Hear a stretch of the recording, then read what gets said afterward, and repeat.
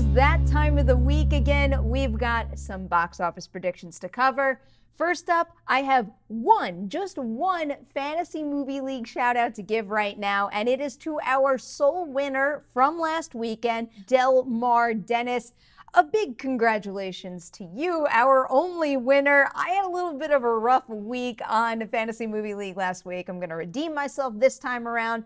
Also, I got to celebrate the fact that I had another 5 for 5 on my box office predictions, but of course, that is with completely underestimating Incredibles 2, which topped the charts, opening with a whopping $182.7 million, absolutely obliterating my prediction, and also a whole bunch of opening weekend records. Then it was Ocean's 8 at number 2 with another $19 million. At number 3, it was Tag with $14.9 million to kick off its theatrical run, followed by Solo: A Star Wars Story at number 4 with $10 million, and then finally Deadpool 2 closing out the top 5 with $8.7 million for its 5th weekend in theaters. Moving into this weekend's predictions now while he wrecks the set. At number 5, we've got one last showing from Solo: A Star Wars Story. At this point in its run, I do think that Solo has enough of a lead on Deadpool 2 to ensure that that is the movie that's going to secure the number 5 spot.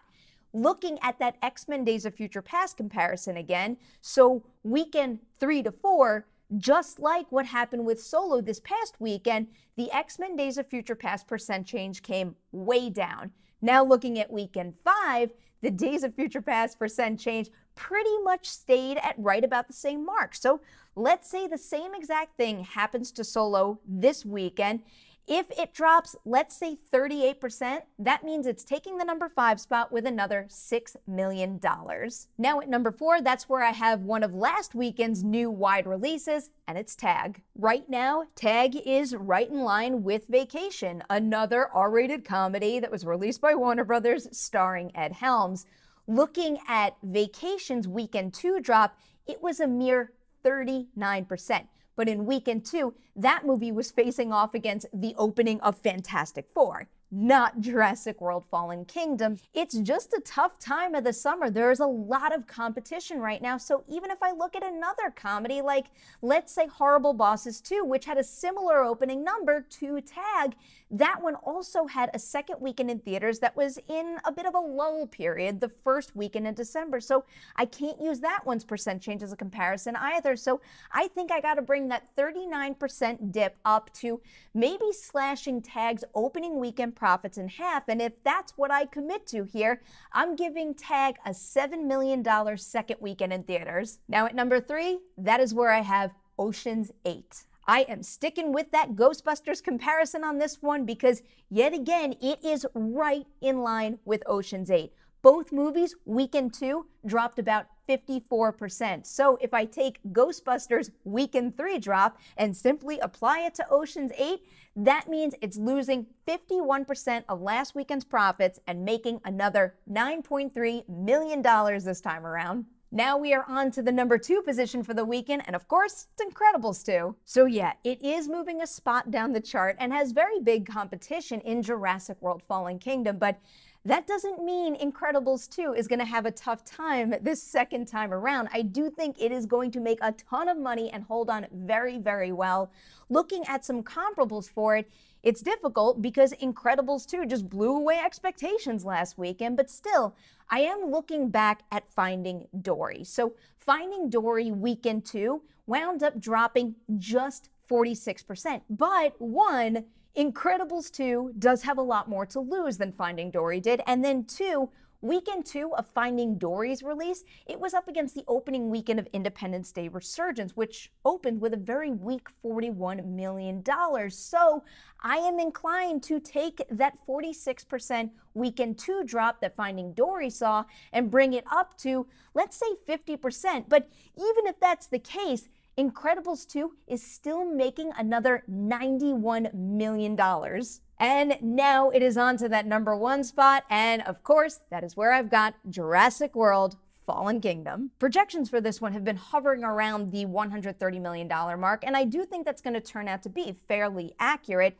Looking back at the release of the first Jurassic World movie, of course, that just blew away box office records when it opened with an incredible $208.8 million.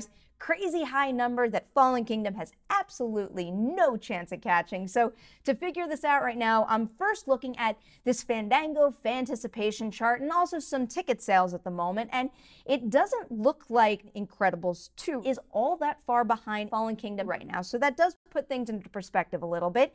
Now I'm going to shift my attention to Inside Out, which hit theaters in 2015. When that movie opened up, it took $90 million, which happens to be kind of similar to what I think Incredibles 2 is going to make in its second weekend this weekend.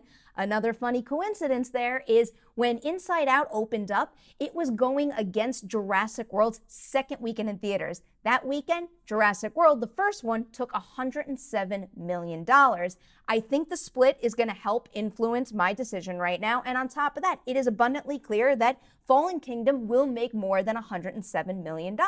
Question is, how high is it going to go now? And I think I'm settling right around a similar number that Pirates of the Caribbean Dead Man's Chest made, and that brings me to a grand total for Jurassic World's first weekend in theaters of $135 million. It is recap time now. I've got Jurassic World Fallen Kingdom topping the charts with $135 million. Incredibles 2 coming in at the number 2 position with $91 million. Ocean's 8 taking number 3 with $9.3 million. Then Tag coming in at number 4 with $7 million. And finally, Solo: A Star Wars Story closing out the top 5 with $6 million. My job is done for the weekend. Now the pressure is on you. Hit that comment section below. Share your top 5 predictions right there. And if you aren't already signed up for the Predictions with Perri Fantasy Movie League, you can find the URL and the password to that in the description section of this video. Now it's moving on to 3 Patreon shoutouts, and this weekend they're going to Avi L, Billy, and Rick. Guys, you know how much I appreciate you being here, but I'm going to reiterate it again right now. Thank you so much for your support. It really does make a difference.